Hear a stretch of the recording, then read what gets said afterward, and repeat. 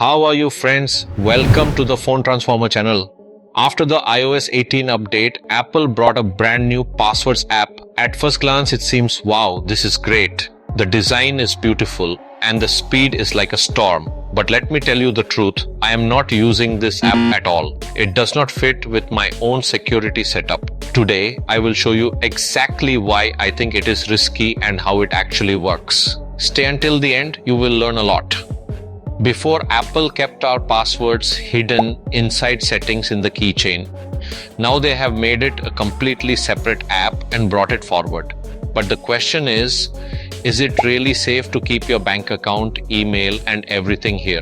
Let's go straight to the screen without talking anymore. We will start from zero so beginners can understand every step clearly.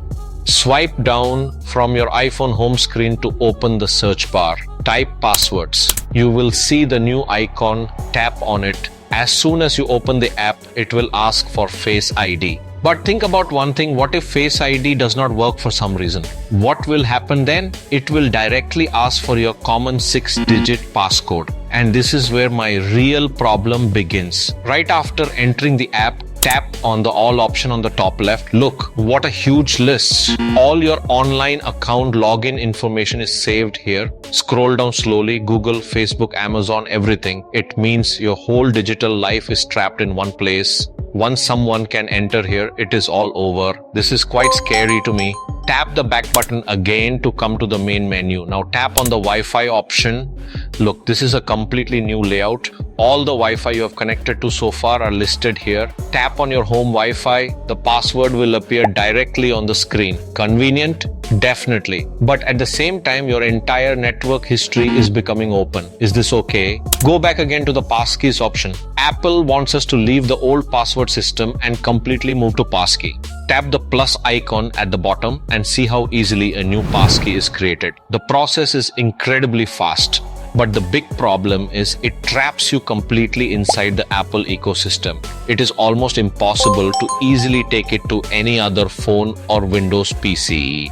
Now let's see the two-factor authentication option. Tap on codes from the menu.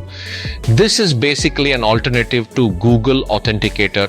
Tap the setup code button and scan the QR code or provide the code manually. The feature is great. But as a security conscious person, I never want to keep my password and 2FA code in the same app. Keeping all eggs in one basket is risky to me. Now let's come to the real limitations. Tap the plus icon at the bottom to add a new item. Look closely. There is no option to save your passport photo, credit card PIN, or sensitive documents here. You can easily keep these in other good password managers. Apple is quite far behind here. Now let's see how deep the app is in the background. Close the Passwords app and go to Settings. Scroll down a bit and tap on General. We need to understand how deep this password manager actually sits in the system. Because if the phone is stolen, these settings can become the biggest danger. Inside General, go to the Autofill and Passwords option. Look, Apple Passwords is selected as default. Tap the toggle switch on the right side and turn it off right now. I personally did exactly this. I do not want to completely rely on the phone's default system. Below that, select Bitwarden or 1Password from the third-party password manager list. This small change actually increases your security level a lot. Now think about a real scenario. Suppose you use a Windows PC. Open Chrome. Apple has an extension, but it is a hassle to use. You have to authenticate with an Apple device every time you log in. This is truly a nightmare for cross-platform users. Let's come back to the Passwords app on the iPhone again. If you want to completely stop the app, how will you export your data? Tap on the three-dot icon. Then select Export Data to another app from there.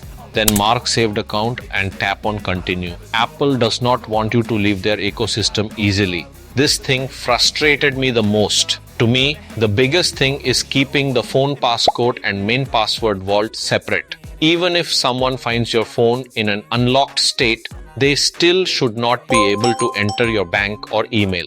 If what I said helps secure your digital life a little more, then subscribe to the channel right now. Final words. Apple Passwords is quite good for general users, but if you want real cross-platform benefits and maximum security, then a dedicated password manager is best. Let me know in the comments below which password manager you use now. Your opinion is very important. See you in the next video. Take care, stay secure.